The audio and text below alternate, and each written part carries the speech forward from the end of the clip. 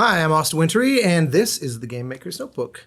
This time, I had a blast chatting with Alexis Smith and Joe Henson, collectively known as The Flight. Over the last 10-15 years, they've worked on games like Alien Isolation, Assassin's Creed Odyssey, both of Guerrilla's Horizon games, and this year they saw the release of Gotham Knights. First time chatting on here with a composer duo, so obviously a lot of time spent learning their process, how they operate as a team, how they interact with their various developer clients, all that kind of thing. Really got into a lot of great stuff. They're tremendous talents. Their scores have been excellent, very noteworthy titles, and so I hope you enjoy it. Also, I think something went wrong with the video towards the end of this chat, so my preemptive apologies if I get replaced by some kind of AI-generated image or something like that. But the audio will be intact, so thanks again and enjoy.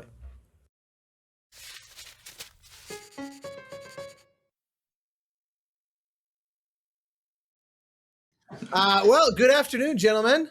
It is bright and early here in Los Angeles. How are you?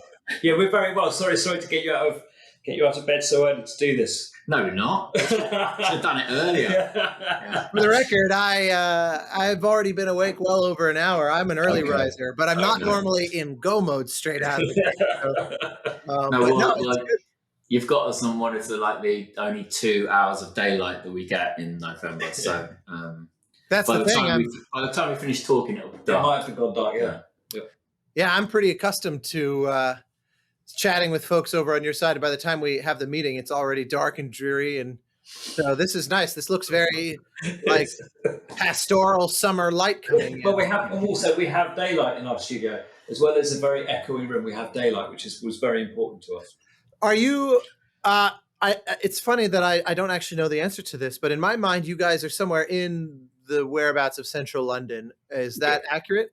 East, just on the beginning of East London. We're just outside of the kind of financial district, the centre of London. The city, yeah. So we're on the border between the city and Spitalfields. You'll be quite familiar with London from the olden times, yes, I imagine. Yes, exactly. You would have definitely seen Spitalfields Market. Yeah, so we're just by Spitalfields Market, just outside of the city of London. Fantastic. I definitely get the feeling of when I see a composer studio and I clock big, potentially open windows, it's always how is that a thing? Unless you've done serious work on the space. No. And we've got some bookshelves. Yeah. And the windows are pretty much open, so that in the winter it gets very cold for a couple of weeks. In the summer it gets quite warm. And how do you deal with sound? Do you have to constantly kind of just maneuver around it? We record on headphones. We just know this room. We know the room. Yeah. We know if we're on the ground floor, so cars go by, and usually you get 2 cars in a row, and then there's a gap, and we record between cars. Sometimes we have an annoying bird, but other than that, we work around it. It doesn't bother us. When we were looking for a place, we knew we were going to spend most of our time in it, so we didn't want to be in a beige box. Yeah, a lot of studios are like submarines, so we wanted to try and find somewhere with daylight, basically. Yeah, no, it's very cool area around here. It's a nice area. It's a nice area to hang out. Yeah. I mean, I'm talking to you basically from one such submarine. Okay. I get the feedback that my studio reminds people of a dentist office. The big fluorescent light top ceiling is very popular with the recording musicians that come by here. They feel we get them set up for cleaning in addition to nice recording. But it was one of those where it was the only real. I have windows in my front area, but I had to put up a wall because the sound was nonstop. It was like a steady, unless I worked over from 10 p.m. to 4 a.m. There's just ambient traffic enough that the noise floor never really went down. And at least this way, I've kind of sequestered myself to the back of the building. But it's just proof positive that I'm sure you both talk to younger students and sort of composers just getting in on a fairly regular basis. And they're definitely, I think, because we live in a world of the sort of shiny visage of studios of folks like Hans, it creates the impression that anything short of that, or anything not even short of that, but different from that in its thinking, is sort of somehow doesn't prepare you. And I'm always saying you'd be surprised the diversity of composer spaces from bedrooms and living rooms to very posh, very elaborate, full-blown production facilities. Yeah. It's always nice to get a sense of what people's space is It's like. just got to be somewhere that you're comfortable and that it's you're vibing and that for you me. and that you're ready to work in. It's got Yeah. you know, it's for us. It was really important to get away from our houses, you know, and to have a office stroke studio that we come to every day, but also that it was, you know, between each of our, you know, because we live in different bits of London, so you know, so we both have a commute. Feel like we're getting away from where we live. Most importantly, there's lots of places to eat around here. Yeah. There's lots of places to go. We see more of each other than we do of our partners and our families. So we need to be able to get out, because we're together pretty much all day. Apart from, you know, Alexis has a room through there, but every lunch we're together. So it's really important that we can go and eat different things and see different stuff, and we can go for a walk, and it's a really kind of vibrant environment. There's a record store just over the way. But this is an area where there's a lot of there always did used to be a lot of musicians and studios. Yeah. There's a lot less now. There's a lot more tech startups and things like that now. But it was the area where I started in the industry 25 years ago, and you came and played in a lot of the studios here, didn't you? Yeah. But it's got good memories. It's good memories. Vibey room you can hear it doesn't sound like a studio particularly either. It's not actually that live anymore. No, well, the book, we filled it with books, and the main thing is just it's inspiring, and it's a nice place to be. It's a nice place to invite people to. I know. Yeah, I bet. People might come in and go, "Oh, doesn't look cutting edge." Things like we don't need all that stuff. It's whatever suits. Yeah. Exactly. Yeah. Right. Especially once you get, I think with students, the main thing is you get used to your speakers or your headphones, used to your room, and once you get used to the environment, then you can work anywhere really.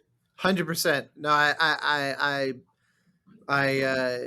definitely preaching to the choir, and it's always nice to get a sense, and particularly in the case of the two of you, because your work, you know, it's always feels like it very much stems from what you cook up in that room. That's a real strong, like, even if there's, like in the case of Gotham Knights, we'll get to that, but like there's clearly like orchestral elements being added. It really does feel like you kind of operate like a band as the first layer. And that's just my projection. You can obviously correct me. I don't actually, part of my excitement on this is, despite my long running familiarity with you, I don't actually really know how your process works. And I want to get into No, but you're right. We came from bands. We always enjoyed being in bands. And that's why we formed. Neither of us really particularly enjoyed working on our own all the time. I definitely, I don't like being on my own and being with my own demons and all that kind of stuff. But we definitely, and that is. You close your eyes. Do you see horrible sights and when you work, wake up in a cold sweat at night? When I work, the demons appear. So it's nice to have people around, and also I definitely believe that people might make better music with other people. Well, we both trained in the late 90s. You know, that's when we both started in the industry, and then there wasn't so much music making on your own. No. Everything was made. I mean, I started with records, and you know, there'd be a programmer, an engineer, producer, an artist, at least in the studio where you were making the record. So that was what I was used to. That was what was really exciting in my early years. So when it came to, you know, the world changed a lot in the following 10 years. Yeah. But I wasn't really interested in becoming just someone who sat in a room on their own all day. I wanted to form I was saying this on another thing the other day. It's like forming a band. Yeah. Well, we're not a band. We don't go and play shows, but it is like a band in any other way. Yeah. Well, just while we're on that, will you just? I'd love it from each of you. But while you're kind of dancing around the subject, just a general sense for the sort of for the record keeping on the background that led you to just your path into music from childhood, or however it first kind of crossed paths with you, into that world of record producing. But then, of course, obviously, I'm also very curious how it led to the two of you linking up, because it's not so typical in our world of games, and I'd love to hear the story. I'll go first quickly. I came from a quite musical family, showbiz family, of parents of actors. My dad had a huge record collection, and there was always music playing. He was very into film scores and stuff, so I got very into listening to Lalo Schifrin and Ennio Morricone and stuff like that. Then I became a bass player as a kid, got into bands. Was supposed to go and do design to college to do car design. Didn't, went and joined a band. Car design. Yeah, that was my thing. And it kind of goes into how I work. I was very into graphics and I wanted to do 3D design, then car design. Got a position in college, didn't go. Took a year out, got into bands. Then I went on tour with a band called the Freestylers for about nearly 5 years as a touring. I was a quite successful touring bass player, and then met Alexis. Had my own band. Well, you started. You gave up touring, didn't you? And you started writing music for TV. Yeah, I had my own band and was doing TV stuff on the side, little bits of TV stuff on the side. And then you came in, He Can Rewind and Do History. Then we met with my band. Alexis came in, who was producing an album of my stuff with me, and I realised I got on with Alexis really well. But we'll get back to that after he's done his quick history. It's the thing. It's like a multi protagonist computer game. You've got to do each of the backstories in turn. So it's going to take 70 hours. I'm thinking of like the narrative structure of Pulp Fiction, where we're kind of following the different threads as they kind of move towards each other. So now we go back to 1982. I'm 4 years old. My mum's playing guitar. She's playing folk songs. That was the music in my house as I was growing up. My mum was a lot into music. My dad liked Leonard Cohen. Whether you call that music or not is another matter. Oh yeah, I love Leonard Cohen. But who wouldn't? That's the first time I've ever heard of the idea that Leonard Cohen wouldn't be music. It's quite. I mean, when my dad sung it in the back of in the front of the Cortina, it was pretty much one note all the way through. So, I mean, there's plenty of Bob Dylan that sounds like that also. Yeah. Anyway, so my mum would play guitar and sing folk songs. And then we'd listen to records in the evening. And that I always loved music from an early age. I'd get the 12-inch sleeves and I'd read the lyrics, and I'd be most fascinated in the list of the people who worked on it and what all these studios all around the world, mixed in Burbank, recorded in Montserrat, all this stuff, and that just really fascinated me, that whole process. But I knew nothing about it and had absolutely no way in. And I started playing guitar and struggling to try and get friends to be in my band, and they were never very interested as much as I was.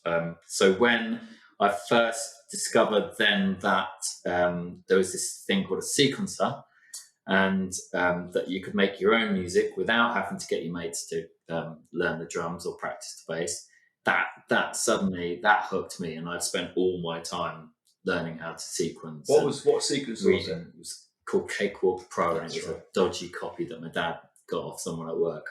I also started with Cakewalk. It seems like that's like for anybody that kind of got their feet going in the 90s, it seems like that is essentially this. Yeah, it's because there was hooky copies floating around. You couldn't crack Logic, but because it had a dongle. But Cakewalk didn't have a dongle. Was that on a PC? On a PC. I had my school had STs. Actually, before that, they had NSXs. Those weird Yamaha computers. Yeah. Sorry, but so I could see, and it was just at the time when I was getting into electronic music as well as I was in rock music before, but I was getting into electronic music and hip hop and rave and dance music, and I was just suddenly thinking, right, okay, this is what I want to do. Again, couldn't really see how it would ever transform into something career-wise, but I carried on and I taught myself kind of everything I could about music production and electronic music, just from listening to stuff and reading magazines and scraping together odd little bits of gear that I could get. But I didn't have money to buy anything decent. But then this was the big turning point in my life, was that this guy called Marius de Vries, who's a very well-known record producer, especially in the 90s, he moved to the little Cambridgeshire village where I lived, and my dad met him at a dinner party and got his number for me as soon as he heard what he did. And so I wasn't going to let this opportunity go, so I kept ringing him and bugging him until he invited me around his studio that he just built, which is about a mile down the road, and kept giving him my tapes of my music that I'd been making in my bedroom. And then a couple of years on from that, and we'd have a beer and he'd listen to music and give us tips and things and let me look at his synth collection. Then a couple of years after that, he said, "Okay, look, you've been doing this for a while. I can hear you've got something. Come and assist for me." And this was just as I'd gone to university, and I just grabbed that opportunity, and the rest is history. Two very different paths. It seems like I haven't even got up to. Have I? So I worked for him for 5 years. So I'll make it quick now. Worked for him for 5 years, which was absolutely brilliant. Going around the world, working on all these great projects that he obviously, he had got in because he was brilliant. I was his assistant, and I became his programmer. I learned a lot. Learn how to learn how to make records, learn how to program. This is working on Moulin Rouge, working with David Gray, working with PJ Harvey, like serious. Yeah, no, it's a fantastic education, brilliant. But wow. but then you come to a point where you could carry that on working for other people, or you leap off and you do your own thing. And I always knew that I wanted to do my own thing at some point. So I had to kind of start again after that, which was difficult because you go from working on really good stuff to working on people starting off, and that's where I came in. But no, because I've done that. I've done a few years of that, which was probably the toughest bit. Sort of relearning, but using everything I'd learned over my time with Marius, and then just as I was starting to get something going. I met Joe and his band Seventh Son, and I was producing some tracks on his record. And we got on really well because we enjoyed being. Alexis taught me a lot about networking. Alexis was very good. This is very important. No, but aside from all of that, the music. Yeah, I loved your music. Yeah, and it was the first time I'd ever opened up a Logic session from a band I was working with and thought, "Oh, this is really good." Yeah. And most of the time it's like, "Oh God, this is awful. I'm going to have to make this good." But I was like, "This is good," and then everything I did on it. Like, just on that, do you mean it was good musically, or was there also the element of, wow, they actually know how to, Yeah, he knows how to program. He's using sounds in a similar way that I like doing, and everything that I added to it just clicked, and that he seemed to like. And then I remember sitting on the tour bus with when I was with the engineer, going, "I don't know how he's done this. I don't know how he's made this. Everything just sounded better." He just added to all the programming, replaced if the drums were shonky, whatever, and everything just sounded. And I remember going to my engineer, "I don't know how he's done this." So musically, we got on. Yeah, and then we got on. Yeah, we got on anyway. Anyway, after that work with the band, we stayed in touch. Yeah, because I think we both saw that there was something that could carry on there, and it was probably another couple of years later, wasn't it? Yeah, that we were both. Your band had finished. I was still just trying to get things going. It's very difficult here in London trying to get things going as the music industry was kind of. But the music industry was kind of going to pot, and you realise what I had to do is start songwriting, start composing more like that. Yeah. But I didn't want to do that just on my own. Yeah. You were starting. I was going more into TV stuff, and that's quite, especially with the early days in your career in TV. It's quite a slog. But you didn't want to do that on your own. I didn't enjoy working on my own and stuff. We got really well. Alexis didn't want to be famous, which is a difficult thing when maybe. I don't want to be a front man in the band. We both like being. I'm a bass player. I like being in the band, but being standing at the back looking cool. I don't want to be the one at the front, and that can be difficult when you're working with other people. If one person is drawing focus or wants to be the lead person, we were both happy to be part of something. Is that the origin? Is that kind of like? Is that a little insight into how the name that sort of essentially anonymizes you both came to be? The name came. We had 2 agents at the time. So that's when we decided that we were going to form together, and we were going to. To begin with, we both did the work that I had on records together, and then we did the work that you had on TV together. Yeah. And we did that for a while. We knew it was going to work. We went down, and then we said, like, come on, let's do this. This is a once in a lifetime opportunity. Let's get a studio, get a name, start, clean slate, start refresh. The name was recommended by. One of our agents said you should get yourselves a name because it's difficult in the record industry to sell Joe and Alexis. If you have a name, you sound like you're an entity. Yeah, but we were it was like us. We were thinking we want to do something like the Chemical Brothers or like Air or like where there's Daft Punk. There was all these good amazing duos at the time, and we wanted to do a bunch of different things. So we didn't want to just be 2 names together like that. It's just more important to have a brand that then we could also then. Another really handy thing is that then we could kind of start our CVs again from a position of 10, 12 years experience where you can forget about because you have to do some terrible stuff when you're starting murder people. It's a balance. It's a balance of you have to pay the bills as well as absolutely and learning as well. So it was good. Useful and almost overnight it kind of the rebranding brought people in. We always talk about people going it gave people in me to go I've heard of them, and they hadn't. But it was The Flight sounds like a name you've heard. So our agents was going into music guys looking for these guys. The Flight, and they go. We always talk about People go I know them and it was very That's useful. So funny. And it was almost overnight that it changed everything. Everything stepped up a level as soon as that came in. But also we got serious. Yeah, we got serious. We put all our gear together, found a studio, and just went for it. And whenabouts is this sort of Phoenix Rising moment happening? This is it was before. It was a couple of years before that, wasn't it? So that's 2008.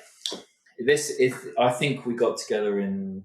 I can't actually see what's in that poster because that is our first game. We'll get. Yeah, so that was about the first. That was about the time, wasn't it? Yeah. So it would have been. That's 2008. Yeah, so it's probably 2007 that we formed The Flight, and then we got our studio. We got our studio together in. It was just so it was like the end of 20. I think it was 2009 because after Luke was born. So going to that. Okay, so when I was in the band Seventh Son, recording the track. This is quite nice actually. You can see it all comes together. Yeah. Recording a track that Alexis produced. There was a director on the promo video, and I was in the pub on the break in lunch having a chat with him. And I said, I really want to get into game music. And he went, oh, you'll get. He went, oh, I know someone at EA called Lydia. And I went, oh yeah. So I started emailing Lydia Andrew, who you know well, and I got on really well. She's great. I got on really well with her. Just sending her emails every now and again, and would see her for dinner, and probably for a couple of years. And then one day I got a call, and it was, "Hi, I've got this thing at EA. Come and see me." They wanted to sound like licensed music, and because I was in bands, they got us in, and it's. She knew what we'd be doing. She knew what to do. She wanted to get. So we came in. It was a game called Zubo, and it was going to be next gen for what was it, Nintendo Wii when that was a next gen thing, and the Xbox at the time, the PlayStation at the time, and it was a big music budget. It was a beat matching fight game, and then it as sometimes happens on projects, it got whittled down and whittled. It only came out on DS. But as you know, the hardest thing to get into the games industry is to get in that first. Yeah. that first thing because it's very rare that anyone will trust someone who hasn't done a game on a game. Yeah.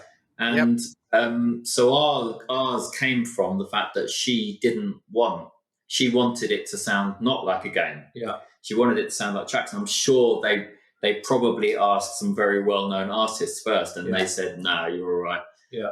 They asked a bunch of famous people, and then you were like, "But who's someone who doesn't want to be famous?" Well, but some of the names, like, I won't name names, but some of the names that she said she wanted it to sound like were people we'd worked with. Yeah. People we'd programmed on, done remixes on, or whatever like that. So we were kind of the next best thing, and we were up for it. We were up for a year-long project. And we got on really well with her, and it kind of luckily, in a way, it only came out on DS. It got, even though we spent all this time and money on the music, it came out on DS. No one really heard of it. Did a couple of other little projects with Lydia, and then she moved on from EA to Ubisoft, and then we got the chance to do the Black Flag multiplayer with her. After Alien Isolation. And Alien Isolation as well. So just backing up real quick, because Isolation is definitely one of the first ones I wanted to dig into, because that was the one that put that was what put you on the radar for me. As just I love that game, and I remember meeting the Creative Assembly folks, and they were saying, "Oh yeah, we've even licensed some of Goldsmith's music," and I just remember it was kind of frothing at the mouth. I'm obsessed with Jerry Goldsmith, and so but Joe, something you said a minute ago about you had found yourself wanting to get into games. I'm curious what catalyzed that. Because obviously there's nothing about what you've said so far that makes that feel inevitable. You could have easily been. No, it was something. It was in the back of my mind. It was just something I've been thinking about. Maybe then you've met Harry. And no, Rupert Gregson Williams was working on one of the Battlefield games with Lydia, actually, and he got my brother and I to help out on something, and said to me, "This is something you should have a look at, Joe. This is something you'd get really into this." And then once he said that, it was like, and he hadn't introduced me to Lydia. It was just a coincidence, but it was him suggesting this would be, because I'd done some work with Harry and Rupert in the past, like bass sessions, and I've done a lot of library music for Rupert at KPM. So he knew my stuff, and he just said this would be a really good fit for you. And he went, and in Rupert fashion, it's loads of money, Joe. It's loads of money, like that. But it wasn't that. It was about the technology. When you said it to me, we both grew up in the same time, didn't we? When games, we were at that time, we were the first generation of composers who'd or people working in the music industry who'd had games their whole life. Right. We were playing them from age 8. That was going to be my next question. How much? It was a thing. We both loved games. We didn't. I played them a lot more as a child than as an adult, but when we were young, there wasn't. I don't think there was, for us, there was such a thing as gamers. Right. We played games. I had a Spectrum 48. That's aging me. And I would play sitting with my tape and loading games and play like that. But also it was the time when we were just the almost exact time that we'd formed the flight and said, right, okay, we need to start. We need to move away from working with artists and more write our own thing. That was when, it would have been PS3, wouldn't it? I mean, PS3 and Xbox 360, I guess. And just starting to be able to write anything for a video game. Game music was sounding. It wasn't suddenly limited by chips and trackers and knowing how to program for certain things. There were people writing music, and so we were just there at the right time. Yeah, I definitely get that, and I was curious kind of how much it was propelled by the career opportunity it represented, both musically and just pragmatically, like it is an actual way to earn a living versus being just these diehard gamers who were like, this is such a creative space. I want to be in there. It was a lucky timing. Everything kind of came together as well. It's as soon as I found out about it, I was excited by it because it was as I touched on before, it's very difficult to get into, especially if you've got no connections, no no like dad in the industry or something like that. It's very difficult to get into any part of the. I don't know how much of this is the same in America, but in the British music for industry, sure. it's very difficult to get into if you don't have any connections. And the thing about the games industry is it's especially 10, 15 years ago, and I think it's getting more established every year, isn't it? But it was a new, hungry, fresh. They were willing to take risks and not just employ the same people. Because everything they were doing was new and cutting edge and breaking new ground. So it wasn't, the rule book hadn't been written.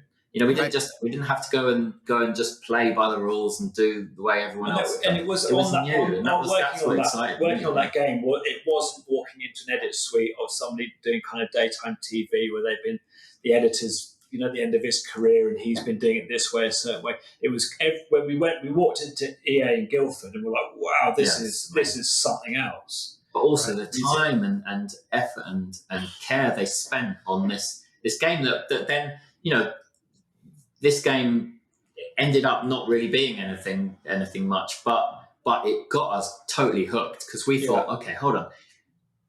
This process and working with these people was really interesting and really fun. If we could then, what we'd really like to do is do a game that suits us more. Yeah. And you always said, I want to do a sniper game. So I want to do a science fiction game. I want to do something really dark. And then we found out from going to Develop Conference, we bumped into a friend of ours who worked on Zubo and then moved to Creative Assembly. Yeah. And he had around his neck, he had a lanyard with an alien egg on the back of it. And we were walking along a blustery Brighton seafront, and we saw this lanyard around him, and we went, "What's that?" And he went, "Yeah." We went, "Can we pitch?" And he went, "Of course." Yeah, it was literally that. It was on a beach. It was on a beach. That's so rare. That's so rare. I mean, usually these things are so tied up in NDAs that by the time anybody's in a position, it was a mistake. I think he even had it written on Alien. He had the thing, and we always. And he probably just panicked and said, "Yeah, of course you can pitch." Not thinking, But that was it. That was our favourite film. That was another thing that linked us. We both. Aliens was my favourite film. Alien was Joe's favourite film. We both watched it.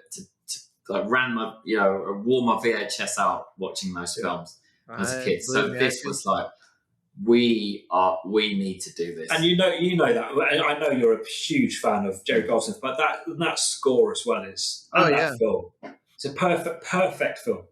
Yeah, no, I couldn't agree more. It's just lucky you weren't there on the same Brighton seafront. No, well, look, I was very lucky to have the chance years later to work on my own Aliens game, and one of the things that was such a dividing line was to make sure at every step of the way that we weren't doing isolation. It was like, let's make very clear that one owns this sort of gamification of Alien. Let's lean far harder in Aliens. In fact, the game is very conscientiously, it's called Aliens Fire Team. It's not Alien because it's very much in the vein of the Cameron film. And same thing, I said, all the wonderful kind of moody atmospheric material that Goldsmith did, that you guys kind of ran with and did such great stuff with. I was like, this is definitely like straight on action, basically. So we can I think sort of avoid dovetailing too much, which was helpful clarity of vision. But this comes up a lot, doesn't it, in games? Because games, if something gets successful, a franchise gets successful, there's multiple games made of it, and something you do have to. We've both worked on Assassin's Creed. The first thing you have to do is kind of listen to what everyone else did, make sure you don't. You're doing something different, you're doing something new, and having a fresh take on it. It gets harder each time, doesn't it? Yeah. More games are made in the same universe. 100%, and it's worth highlighting, our mutual friend Lydia, because it's interesting how you start to really connect the dots of somebody's instincts. Hearing you say that on this project all those years ago, how she said, I kind of don't want it to be like X or Y. I want, this is this sort of slightly off the expectations or the normal path.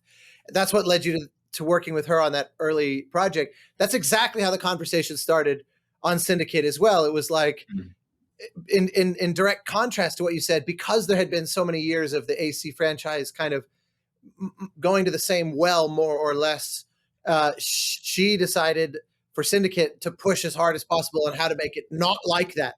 And I was sure I was going to get fired. I kept saying someone's going to intervene above her, because what we're doing is so not AC that someone's going to just go like, it's like what's this? What is this? Yeah, I'm waiting for the other shoe to drop. Like it turns out there had been no oversight, and then finally a senior level producer caught wind and goes, "This isn't what we signed up for." And halfway through the job, I was going to get served a pink slip, as it were. Amazingly, never happened. I'm still in shock that I managed to get away with that. But that's because you had Lydia believing in. You were doing brilliant stuff, and Lydia is strong with her. Just brilliant to work with. As you know, she's strong. She would have been like this with the doors and getting it through. No, I routinely sing her praises to anyone, everyone, as just one of the absolute best collaborators and audio director types that I've ever worked with, and probably ever will work with. She's just truly, and I'll never forget when I had the great fortune of pitching on Odyssey, and I remember I remember one day getting the call, and she goes, "Well, I want you to know I really genuinely loved what you did, but I'm not going to lie, I really loved what the flight did." and she said our names. Oh no! No, she said the flight. And that's it. I mean, it was. I mean, it was a candid. It was obviously I'm sure the deal had been closed for a while at that point. But I was just always kind of like to check in and say, just become friends. It wasn't one of those. Well, we pitched on Syndicate as well, so. I remember you mentioning that to me at one point. Which was our pitch was. We listened back to the pitch recently. It wasn't great. No, it was that was not suited to us. But because it was Lydia, we gave it a shot. Yeah, this is exactly the reverse of what I felt on Odyssey. I remember when I first heard what you guys did. I remember calling her and going, "Let me just say, you chose right." Because it was. I just remember I went back and I listened to mine, and it was the same. I was like, "This is so inferior to what's in that score." Different. No, I'm not trying to be self-deprecating or anything like that. I'm not fishing for anything. I just genuinely kind of stepped outside of myself as much as I could and go, I just honestly, plus I can't even tell you, I played that game. I mean, at some point I was like, Jesus, I'm 60 hours in and I feel like I've barely scratched the surface. So I never actually finished Odyssey, but there was this period for like 3 months where I would be having like breakfast with my girlfriend, and I'd be going, na, na, na, na. She was like, I'm gonna lose my mind if I hear you humming that to yourself one more time. I could not get it out of my head. So it was just one of those absolute like, yeah, absolutely. I think the cream for sure rose to the top in this case. Oh so, man, that was a life-changing. Alien was a life-changing game. Yeah, but Odyssey was a real. That was a big deal for us, and I mean big deal as in personally, not as in deal. And hopefully a bit of both. A little bit of both, but it was intense as well. We didn't have long. You keep thinking back to projects, and you think, God, I really learned how to do my job on that project. Yeah. But then you just keep thinking that on everything you do, don't you? Yeah. But I'm thinking on Alien, thinking, God, we really learned how to make a game on that, and then I think. No, actually, no, it was Odyssey we learned how to do. And then I think, no, but actually, yeah. But Odyssey was 18 months. We made a little rod for our backs by doing everything live. By playing everything ourselves live. Right. So the fight music is really note intensive. There's a lot of like literally there's a lot of like playing. By ourselves, we mean me, Joe, and our friend Mike Georgiadis. Yeah, who played a lot of the instruments on that. And we would just sit and just jam. There were jams, and that was part of the sound. It was, and we realised if lockdown happened, we wouldn't have been able to make that game at all.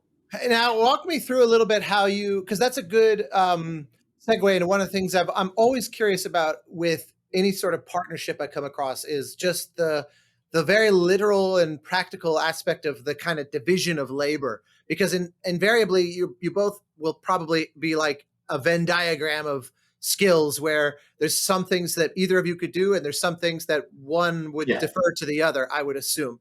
So how do you approach, like, just take one random cue from something like Odyssey? If you're both playing on it, how are you deciding, first off, just the high level composition? Like, how do you reconcile potential variations in viewpoint, and just how do you sort things out, basically? So this will be loose. This slides. So whenever when people say, "How do you work?" we have our skills, but they slide into each other. Yeah, So and it's very much. So we have lots of. We try and. I mean, it's hard. It gets harder the more you work, but we always have to try and think of new ways of starting and new ways of working just to keep things fresh. But I mean, to go from so a lot of contrast in I'll take a cue from Odyssey and I'll take a cue from Horizon Zero Dawn. So as two kind of contrasting ways. Odyssey, we started almost every cue. We started as we would have done a songwriting session 10 years ago. Joe would be on the bass. I'd be on some sort of string instrument. We'd have a musician, usually Mike, on a bouzouki or a harp or something like that. And we would write the piece as much as we could. We'd write the piece in the room, the three of us playing before we ever, we might have a click playing on the computer, but that's about it. Often I'd be on a bit of percussion because I tend to program most of the drums and percussion that we do. And we would write it like that. We'd be using dictaphones like we did in the old days to just keep recording until we got something. We do quite a lot of stuff on that. We did song structure. I would always say, come on, this intro, this is the verse, this is the chorus, this is the middle eight. Even though there's not a lot of singing on there, but we'd still call them those things because that kind of from our background we know what that means. The fights literally are. There would have been a day, and the morning we'd have been writing it, and then the afternoon it was literally hit record and play. Yeah, then we would go through and we would I'd sit at the computer or Joe while I recorded, and I'd tighten up on the go, and then we'd have so much chopping and tightening up. We'd have a bare bones of a live thing there, and then we'd probably Joe would put some headphones on and do some of his stuff on it. Then I would take it through the other room and I'd do another pass on it, and then we'd come back, and Joe does most of the orchestrating, so he might do some of that at the end, because there wasn't that much on Odyssey, but right. So it would tend to be something we used for like the third level of something, or the final bit of it. This is a cue rather than a cinematic, and then it was 99% of the program, of the percussion and the programming and stuff will have been Alexis, and then it comes back to me to finish it. I'll do the final mix and we'll finish. Yeah. With Horizon, we did that in a different way, because it wasn't so much. We didn't start from live recording as such. We would start from getting some instrument or synth or something and just making some sounds through pedals or through anything, just finding little bits and bobs that would go, oh yeah, I like that sound, and just recording it into the computer. And then we would quite often with Horizon, because we'd write these very long atmospheric exploration pieces that we always kind of thought about as kind of us writing ambient music, us our sort of homage to Brian Eno and his stuff. It would never end up that empty, because obviously in games, you have to write a lot more, and then they split it up. It does sound quite empty in the game, which is nice. Yeah. But anyway, so we would find some sounds. We would work out roughly kind of a tempo and a key, and then we'd go off and we'd say, right, Joe, you start the first 2 minutes. Stop! Don't do anything past bar 50. I'm going to start at bar 50. and we'd split up, and because we know each other so well. Yeah. Joe would write the first bit, I write the second bit, and then we bring them in together. And then you cross a little bit of cross-pollinization, a little bit of fading in, and then we'll do something for the final act that just uses a bit of both, and that's how we got so many ideas into those pieces. With the two of us, because we've worked together for so long, we can sit and kind of know what each other means without saying anything. Alexis would even draw, this is the shape of the track. Like a wedge, it's going to start off quite odd, it's going to do this, and you'd literally. Well, sometimes they would give that to us, wouldn't they? They'd say, we need a piece of music to work for this part of the game, this part of the game, or this part of the game. So roughly, what each one's got to do. But yeah, we really enjoyed that, didn't we? That gave us. It just thinking of these different ways to work gives you a different end product. Yeah. 100%.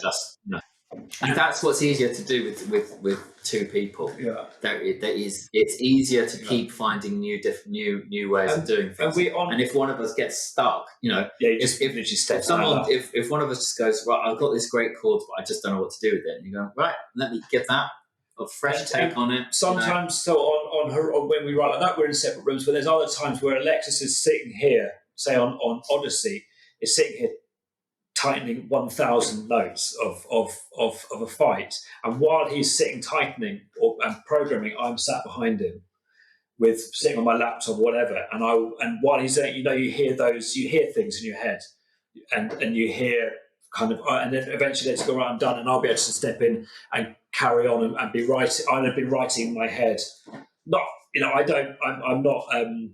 not. It's all done by ear, so I can hear things, and I will just set up and I will just sit and do the stuff that I've been hearing while he was working. So we're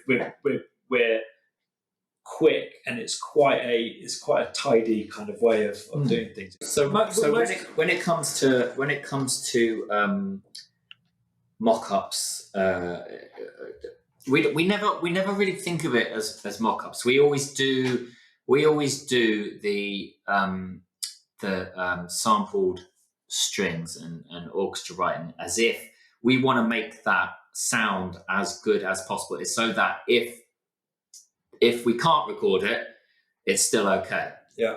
So we always that's how we always just see things. Because lockdown happened and we were suddenly at home and stuff. But I guess that is from records. Well, it comes from the way we work, but also just you never necessarily know that the budget of you tend to in your career you tend to get better and better budgets. So I guess we've done. It comes from doing stuff that never had the budget to record. So we would always want to make the sampled strings sound as good as they possibly can. Our thing when we were doing writing demos with people, they were never writing demos. We were delivering tracks to someone like tracks. That's just pride, though, isn't it? Yes. But we never deliver demos or whatever we deliver.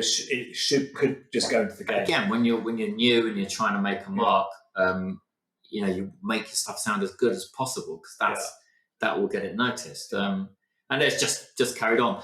Now we have all these little ways, like you often layer up certain instruments like guitars with the strings if they're not real, because it just kind of takes the edge off the unrealness of them, and put some performance into it. And it's the way you mix. But we did two sessions off for that. We did a string session and a for Gotham Knights. And a brass session. So they the first part of the game, which is like the Batman part of the game, which Bear did. That was all live, and then they said, okay, look, we've got a string budget, but we've got an orchestra budget, but we can't use it on everything. So we want to concentrate on the end of the game. So we recorded all the kind of, I'm not going to do any spoilers, but all the kind of big last fights, the last cutscenes, and the end of the game. That was all recorded live, so that the end would be as impressive sounding as the very beginning. But there's we couldn't have recorded everything throughout that game. It would have taken 2 months.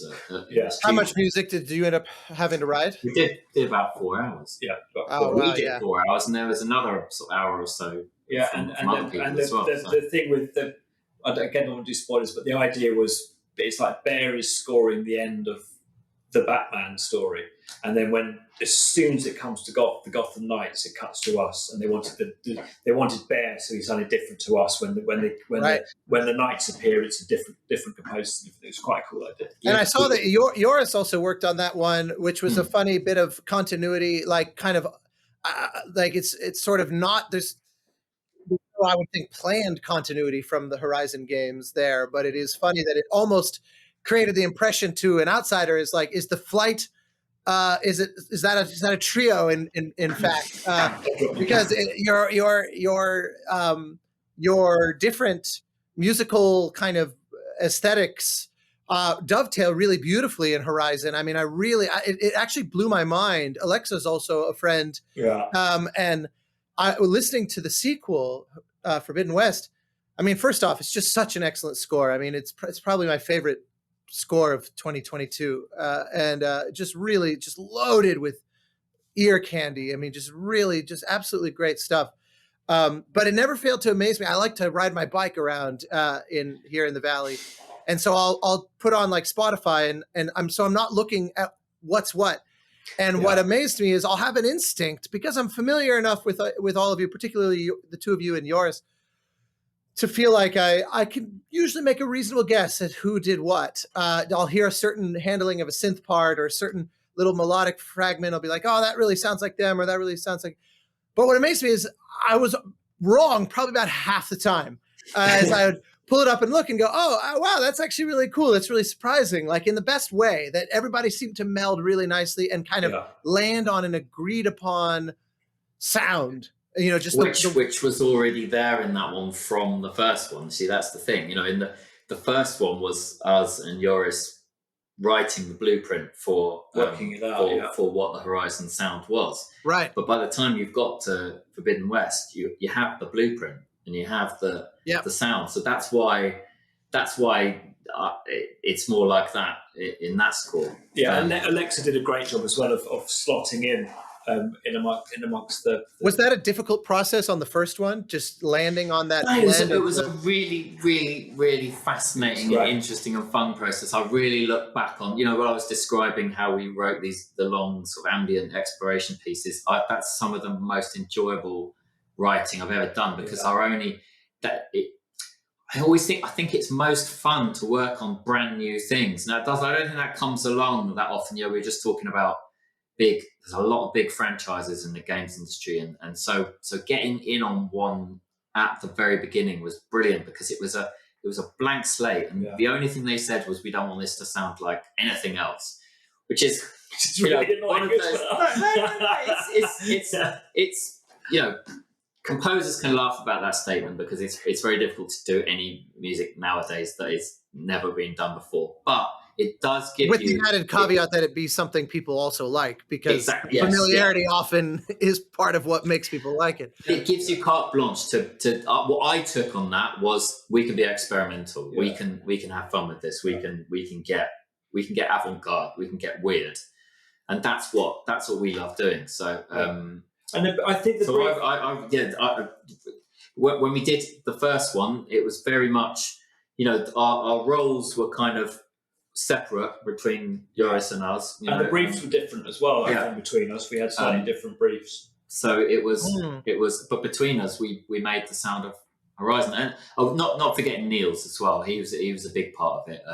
He did all the percussion and gave us a really incredible, good, not even library, because he would write separate pieces that were used in that game, but percussion based, that then we would sample from almost. Right. But it was a bespoke thing that no one else had, and Joris was using his percussion, we were using his percussion, and that in different ways, but that all melded it all together. I think. Yeah. Oh, that's very cool. I hadn't realized that's how that played out, but it makes sense. It's just having a kind of common set of ingredients to cook with, if nothing else, just keeps the sound worlds kind of aligned. They had these things they'd always talk about, these pillars. They always talked about the pillars of Horizon, and that was quite interesting. It was quite clear, that they everything in that game, you can see from it, just as soon as you turn it on and see the visual style, everything, it wasn't just a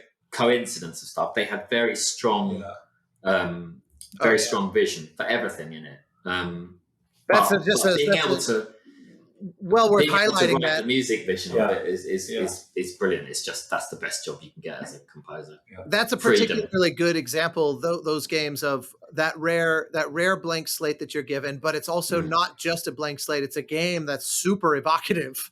It's like, it would be one thing if it was a blank slate, but the game itself was relatively par for the course of a given genre or whatever. But it was like, no, we're going to do this sort of tribal post-civilization, but also robot dinosaurs, like melding sci-fi with prehistory in a. And they were talking about BBC. They were talking about BBC nature documentaries as well. That was the big. They love those big budget BBC nature documentaries. But as soon as we saw visuals, you can.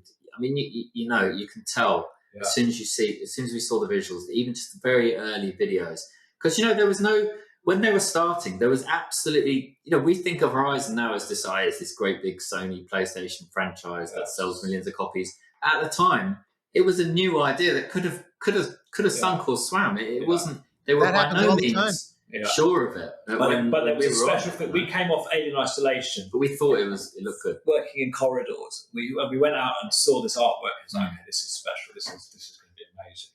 Yeah, and especially for us, coming from a cramped, claustrophobic space station to suddenly being in these big, open, beautiful environments. That was really nice, because again, another thing, in an ideal world, you do contrasting projects. It's you go do one and then you do something completely different to keep you fresh. It's very difficult going from one thing to another thing that's quite similar straight away. That's hard. Yeah. How was that to that end? Scoring a sequel, and figuring out how to not just repeat yourself. So we had Odyssey in between. Which was good. Weird things from Odyssey.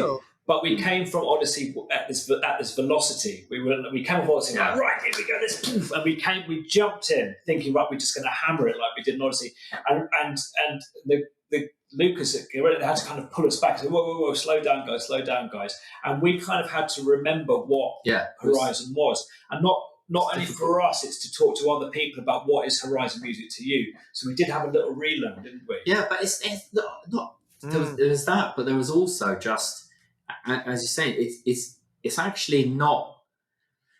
It's not. We were talking about this earlier today. It's not that easy to work on a sequel to something you did the first off, because we give everything to, when we do a project, we give everything to it, and so we had given everything that we could think of in the Horizon world to Horizon Zero Dawn. Now we had a couple of years to sort of recharge, but still it was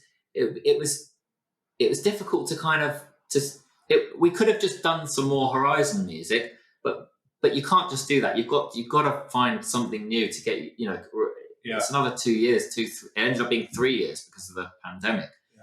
So we had to find some new inspiration, and that is harder on a sequel than it is on a new thing. And again, a lot of it was process, and not even driven by us. The audio director and the music supervisor kind of made us write in different ways by changing the system, which at the time we were thinking, oh, do we have to do this? Or we really liked writing the other way, but actually, when you say the system, do you mean the nature of how it's going to be implemented? Yeah. So the music system and what so the first game was about the environment, more about the environment, and the second game was more about her emotional and how she was feeling. So it was a complete change of focus, but in the same world, which was useful. We grumbled a lot between us because I love writing music for those vistas and the weather change. We were writing for weather systems and stuff like that, but this was about her personal emotional journey. So it's a different focus. Yeah, and a different so that structure to the music. There's two things though I'm curious to find out about that are not really related, but potentially connect a little bit. So, thinking back just a minute ago, again on Odyssey, and this idea of you're sending over pieces that are effectively done. How then do you deal with the kind of notes and feedback process, because I would imagine, as labor intensive as it is to send a fully recorded, polished, tightened, edited piece, Yeah. it can be a bit like pulling teeth to then go, oh, well, like, can we make it a little faster? Or like, because, we get these kinds of feedback that sometimes in a world of MIDI is trivially easy, potentially. But in a world of essentially produced audio is likely far more difficult. Difficult, but you can still do it. We do it. If it's a good idea, you can try it out quite quickly, just by doing it on the mix, and then just get into it. Quickly re-record it. But we will, but because we play most of the stuff ourselves, I don't re-record it. Just chop everything was chopped anyway. So, but there may be you could, a lot of it's chopped, and then if there's we're good players, so if there's stuff we can just I'll quickly replay that. And I'm a very fast editor. He's a really good editor. So Alexis did a lot of pop editing on pop records, right? Vocal editing and chopping stuff. So he's really quick at that. But no, it doesn't. It doesn't make any difference to how finished we think something is. We would never think something was finished until the people who were sign off paying us for the music said, that's finished. Yeah. But I think we get it to a standard. We get it to a standard where we're willing to share it with people. Yeah, that's first. That's first base. Then there's always. I think everything you do for clients, there's always going to be a back and forth. Yeah. And I think when you're working in projects where there are a group of people who are the clients, I think it's we're not working for Steven Spielberg and haven't been working so imagine Steven Spielberg's been working with the same composer all his entire life. You could probably just send him a piano demo and he'll get an idea. We're working with people who there's a big team. That somebody on that team may not have a musical imagination. Right, they need to hear it. This is finished. I don't want them questioning the sound of something and it throwing off, because it can. If you knock something out and just think, I'll give them a quick demo. If somebody ever asks us, can you just do me a quick piano demo of it? We usually say, no, we'll give you a full demo, because somebody will walk into and go, oh, that sounds rubbish. It's just a piano. Yeah, no, this is the same when I, like in those early days of Syndicate, since the pitch was built around a chamber string section, and I said, I have to stop you. I played that game because I was on one of the BAFTA things. After pitching for it, I begrudgingly played it, and I remember thinking how when I've talked to you in a bar about this, I don't know how you did that. I don't know how you demoed it. I don't know how the system works. The music sounded so incredibly complicated to me musically. Well, and I know Lydia said the demo you said it sounded like a string quartet, an octet falling down the stairs. She said. So I don't know how you were faking it, demoing it. Well, the long and short of it was that I fully, much in the same vein, exactly as you just said philosophically, I fully produced and recorded the first batch of cues as a proof of concept, and then I said, "Now look, there's a lot of music to get through. I'm gonna mock up everything using just the best, like a lot of ember tone solo strings, and it's gonna sound like ass." And so I said, I'm banking on you going back anytime you go. Is my note stemming from how the mock-up sounds versus the composition? Please just go back and listen to the recording we did at the start to know what the final product sounds like. Because I said it's not going to be practical to record as we go. And I would prefer not to, from the standpoint that we may have a creative insight and I want to go back and change cues from the early days. And that happened. So yeah, it entailed saying, like, please just calibrate your ears to this thing at the beginning. And like, here's the mock-up of the first cue. Here's the final of the first cue. Do your best. And this is again where, had it been a different non-Lydia, that may have been less successful. But for her, I remember one of the first things she said to me was, I cry at Schoenberg concerts. And I remember laughing hysterically at that. I was like, well, you're already just you're another species of life form. Like, that's not even a different kind of person. So I knew I was dealing with someone highly literate musically, that it wasn't that big of a leap of faith. And I'm assuming she had to kind of run interference a little bit, that there were folks internally going, the hell is this? And she was like, just trust it. Leave me alone. Yeah, so that is a big thing for her. She, after what you said, she probably was fighting fires in the studio. So that's hats off to her for, because there will be people who will have gone, what the hell? But it was, I'm not. I'll stop. But you have to the way you write, the way if you're gonna write mainly for live orchestral instruments, you've got no choice. You can't do the way we do it. You can't. Did you record it all? How much music did you write, and how long did you have on the sessions?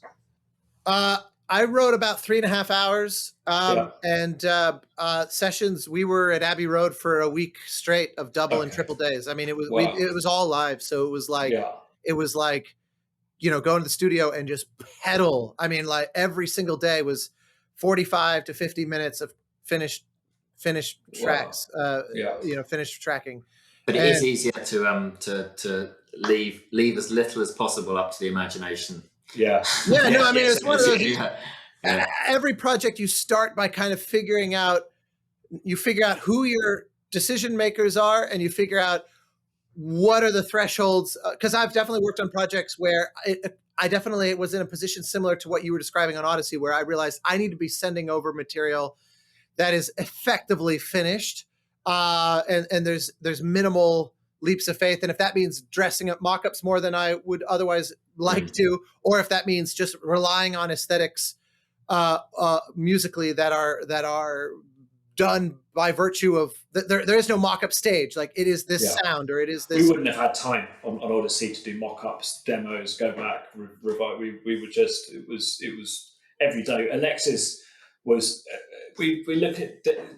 I look at the world as a sphere. Alexis looks at it as a list, and Alexis had this very long list of music that we had to do. I just knew how many minutes of music we had to do each month if we were going to ever finish it, but which was terrifying. Yeah, I mean that was the scope of that. I mean, it's interesting how Syndicate seemed to kind of be like this interesting dividing line where every AC since then has seemingly had double that amount of music in them. I mean, it's really, when I talked to Jesper and Sarah on Valhalla, it was like there's like 9 hours of music or something in that game. It was unbelievable. We did 4. It was four, just over 4 on Odyssey. It was just more time consuming than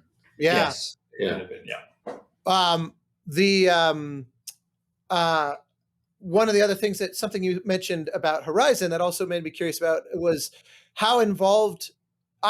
I asked because I like to be very involved in this aspect of this. One of my chief joys of scoring games relative to scoring films and whatnot is getting my hands into the interactive systems.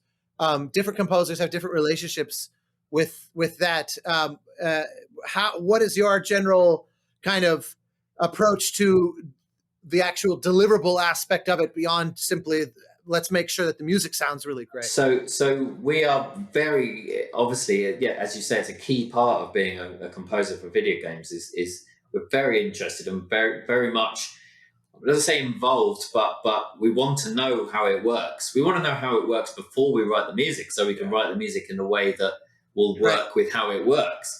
But when it comes to actual, like knowing F model, WYs, we don't touch that. We like to see it working, and at the beginning of a project, if we're trying, we're working on the different states in the game. We want to know how it works, and we want to see our music working in it, so that we can write it, approach appropriately. But we don't actually have those middleware programs and get involved in that. Yeah, I wouldn't. Yeah, that's actually relatively uncommon that someone would actually be opening up Wise or whatever and setting up the scripts themselves. But I was curious to the extent some folks I've talked to basically just say, I'm going to just write as many stems as I can fathom and let God sort it out, as it were. But other folks, like I tend to be very purpose driven of, okay, if the system is going to be all about when X state is triggered, we add this layer, it won't be just stems. It'll say, okay, here's like layer 1, layer 2, and they're basically submixes. Yeah. But obviously some people prefer to say, no, we like Sony, for example, tends to say, we just want the assets as deeply as you can muster them, because the integration is itself its own kind of work in progress. It's almost a separate production pipeline where they've got their own their own milestones and things, and it's better to just empower them for maximum flexibility, which is its own way of working. And different composers slot into that differently. Yeah, I think also it depends on the client. As you say, the clients that we've worked for have definitely to varying degrees, but always kept in. We've never been on a project where they just say, just write the music, send us the stems, we'll do the rest. We've always got involved in that in the interactive part of it and making it work with the music system. Absolutely, but I think that's a key part. I think it would be more difficult the other way, actually, to get kind of more of a sense of the game. But also, there's another thing which I'm sure you'll break, is there's a thing of being able to just set your music free as well and not worry about it. Once you know who you're working with, it's nice to give them the assets, and then to be able to play the game later and see how they've used it, and how it works in the system. If it's a complicated system like Alien or whatever, I'm always pleasantly surprised when I'm playing games. Because we're experienced now, and we know when we're writing a piece, what they're going to do with it, and if they're because quite often you get write this piece and then have this. We want a layer that changes it into this when this is happening, and a layer that changes it into. And okay, all right. Look, by the time we finish this piece, it's going to sound like an overproduced jumble, but that it will never actually, no one will ever actually hear it like that. And I think that's one of the key skills of a games composer, is being able 100%. to work that, being able to make it so you can hear what is going to be the end product whilst having this different thing in front of you. It's truly hard to explain that to folks sometimes, especially composers that are coming from a very rigorously like TV and film background. The idea that the music is borderline, it's like you're shipping a Lego set more than a record, because the idea that all these layers can coexist, but it's almost like a game of Twister. You remember the old game Twister with all the colored circles on the ground, where it's like at any given moment, it won't be possible to touch all the circles, but you need to be able to make it function in a way that some subset of them will always be sort of possible and nice, actually sound good. And it's interesting how, I've been doing this also for, almost approaching 20 years now, and was a gamer my whole life prior to that, going back to essentially the late 80s. And it still feels like a bit of a kind of dark art to me, where at the end of every project, I kind of look, and it's like you finish it by the skin of your teeth and you go, I actually don't know how any of this happened. I don't really understand what I've just done. Like, you remember that Will Ferrell movie where they're like, it's like, what is it? Is it Old School? Where they have to like compete to stay in their fraternity house, and he has to debate about economics with James Carville.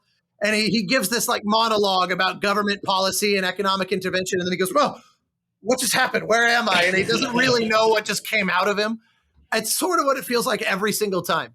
And just sort of black out and hope for the best. But that's what writing music feels like to me. Exactly. That's why I'm talking about the demons. So that's when the demons appear, because you go into trance states when you're performing or writing, performing on stage or writing. When you're writing by playing, you go off into these trance states, and it's like that. You like wake up at the end of it. I actually can't. There's pieces of music that we look back on and go, I can't remember doing that at all. Yeah, but there are moments of that when you're writing, and it's kind of. The most amazing is 6 months after you finished this thing, putting this disc in your PlayStation and hearing all this stuff, but also just seeing. I haven't got a clue how a game, like how some lines of code they transform into this. Thing, it's just insane. It's magic. Magic is what it is, and it's still magic. I don't even have to play the games anymore now. I've got a 14-year-old son, so he plays them for me, and I can just watch and see. But put Gotham Knights a couple of weeks ago, and it's magic. It's a magic. That's a project I feel I've learned a lot on that. That was That was the project where we learned how to write for games. No, that's exactly. Here it is again. No. Here it is again. But it was lockdown. We had to write a lot of it apart. But it was also I had a big thing of just learning superhero music. Mm. I got asked to play in a jazz club called the 606 when I was as a kid. I said, "Can you play jazz?" And we all went, "Yeah, we can play jazz." And then we got to this jazz club and thought, I can't play jazz. And I felt a little bit like that. You get the gig, we can do superhero music. Yeah, of course, everyone knows superhero music. And then went, actually, what is superhero music? And it took me, especially, a while just to work out superhero music and DC-specific superhero music in the Gotham world. And that was and big. Getting a new take on it as well. And a new take on it. And yeah, I've learned a lot on that. Yeah. Is that process of learning one of try and stumble and pick yourself up and do it again? Is it a more methodical? Yeah. What if I try this? What if I try that? Everything that I personally do is done by ear and feel, so it's a lot of stumbling around. But we also especially on that project, we handed in some stuff at the beginning. It was quite a long time until we got them kind of on our side and feeling it, wasn't it? That's essentially what I was asking. Is sometimes, like, I've certainly had it before where I found it because of the feedback process, where I would get pushed. You send over kind of a taste test, and they go, "Ooh, at 29 seconds." You bring in this little thing, and it's like a cool sound effect. And what if that became kind of part of the MO of this thing?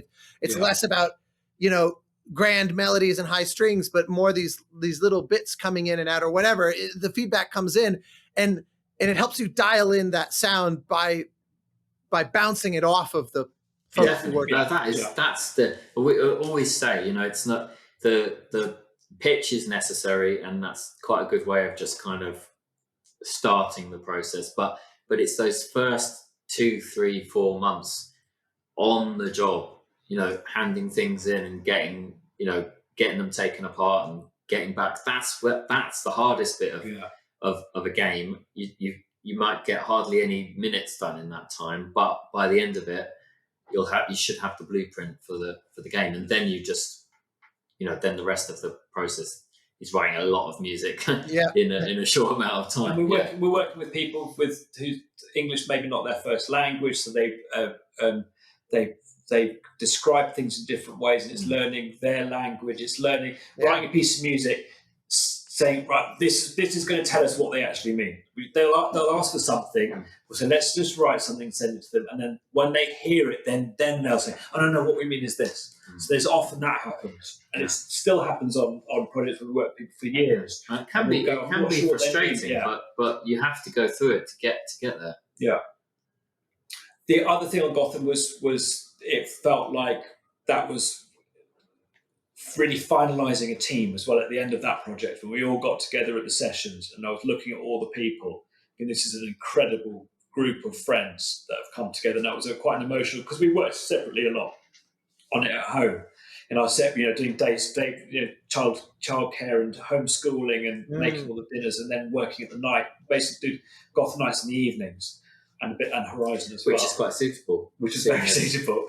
But we mostly wrote it from rooftop perches. And, yes, exactly. Basically. But then at the end, getting everyone back in the room and doing those 2 days of session, I found were quite emotional for me. It was a big thing, but also the first time I was going, actually, this is such a great team. I'd like to work with these people a lot more for a long time. That's the best feeling. That's the best. It's an odd kind of silver lining in many respects, I think, to the pandemic. I think that was a little bit of a common sentiment of, I spent so long getting to know this person on Zoom or as a abbreviated initials in my email inbox. Yeah. And now we're in a room together finally, and it's actually profoundly cathartic and moving. And I kind of appreciate it more than I would have if it had been the prior time of the typical get together. You kind of onboard together, you maybe meet periodically, and it just feels a little bit as usual. There was something beautiful about those first experiences over the last year-ish of saying, holy shit, it really wasn't that long ago that this was normal, but it feels like it's like we're emerging out of a Fallout style nuclear bunker for the first time in 50 years. Yeah. And We also streamlined. We came back and streamlined the studio when we got back, because we did realize we didn't need. We did the thing, where you grab the things that you wouldn't fire. We took our favorite things home, and then we came back and realized there's a lot of stuff that we didn't need. And it streamlined the way we work. We processes, a lot of processes, not the technical stuff. Yeah. Well, gentlemen, I'm happy to, now that I see the sunlight starting to vanish behind you,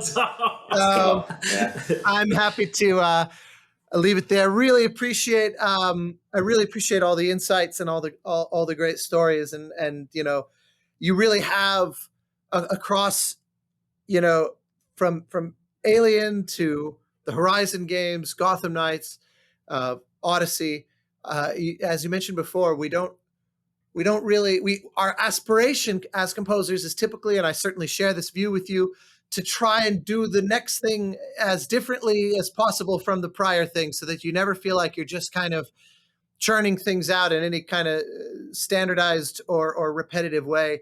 But you really have, across those games, done just a magnificent job and had great luck in having games come along with such wildly different needs. And you've really risen to those occasions quite beautifully, I would say. So a real pleasure. I'm thrilled that we waited to do this until after we could add Gotham Knights to the equation, because I was definitely quite jonesing to chat on the back of Horizon. And then when it became clear that, pretty hot on the heels of that is going to be this other very different title, different both from Horizon and just from all the prior games, it would be worth the wait. So I'm sure that 6 months from now, or a year from now, or whatever, when the next thing drops, I'll be going, damn, we'd waited just a little longer. But no, I really I can't thank you enough for doing this. And thank you.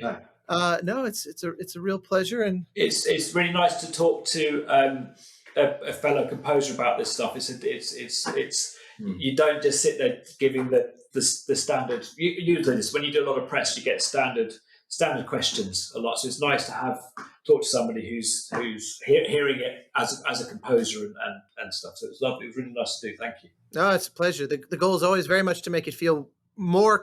I don't really think of these as interviews. I never do any prep work, for example. Because I like to keep my ear to the ground in terms of what friends and colleagues are doing, and so I tend to walk into these without needing to do much homework, because I already know what they're up to, because I'm already, in 99% of the cases, I'm already a fan and admirer.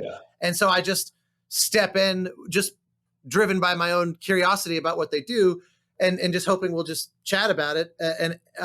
But also, the goal is for you to hopefully feel like, we can get into the weeds however much you like, or not. I don't really care. It's just kind of whatever is of interest, like in this case, obviously the dynamic thing for me that's especially interesting, as someone who I've only recently done my first ever actual co-score in a manner that's closer to what you guys do. There's a lot of learning. I find myself particularly fascinated by that. But we'll talk some more another time, mate. Yeah. Yes, indeed. Well, hopefully, occasion to see you in person at some, at Dinosaur at GDC, or if you come into town for. Often it's becoming increasingly a bit of an LA pilgrimage for folks arriving for the Game Awards. Seems to be each year more people showing up in town for it. So one of these times, if you're in town, let me know. The Grammys. Yeah. Well, you got one. You got one. You got one, haven't you? I got my little piece of paper. I didn't get the. I got ousted by Trent Reznor and Atticus. Did you? I thought you got one for Journey. I got the nomination, but here's the best part. That's very kind of you. But the best part was here. My fellow losers were Howard Shore, Hans Zimmer, John Williams. So I was like, for about 10 seconds, I was equal. We were all equally not winners, and I thought that's pretty cool. I like the idea that. I like the idea of that, but no. Well, look, fingers crossed. I most certainly voted for you. And I don't know if you're allowed to say that. I don't know if you're like, can you even say that? Well, I did. So what are you going to do? Oh, cool. No, I don't see any reason why I wouldn't be able to say it. I mean, it's not. It carries less world-altering ramifications as yesterday's elections did. So it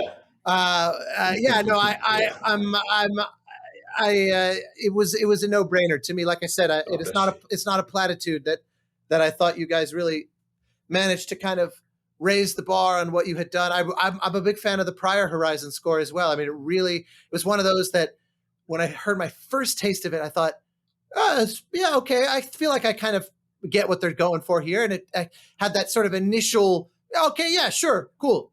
And then I started playing the game and really getting a far deeper exposure to it and going, fuck me, this is actually really interesting. This is defying my expectation constantly.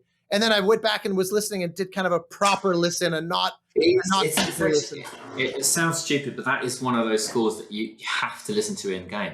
Yeah. It doesn't. It only makes sense. I don't know that I fully agree from the standpoint that it gives a wrong impression. I think I fell for the trap of sometimes you kind of peruse a thing and you go, okay, I get what's going on. But if I just sit back and I just let it play and like listen like we used to back in the day, even on Spotify, it's quite a feat. But you're not wrong. In game, it's a very different experience. But I really just found myself going, this isn't obvious. This is really not an obvious score. This is not generic blockbuster. It's not the melding of the electronic, this sort of like very analog synth component with a very modern kind of so-called like cinematic synth, a very different approach. The marriage of those two with the tribal, with all these just endless piles of these very characteristic kind of bass flute solos. And it really kind of melded into a thing that it really isn't like any other thing. And to do that twice, anyway, I love it. It was exhausting. Hopefully we'll see it here in February. I've got to go, maybe. I've got to go and save my daughter. It's actually her birthday, so I need to go and... fantastic. It's okay. No worries. Nice. Lovely to speak to you, Austin. Absolutely. Gentlemen, thank you so much. We'll see you soon. Bless you, mate. See you soon, man.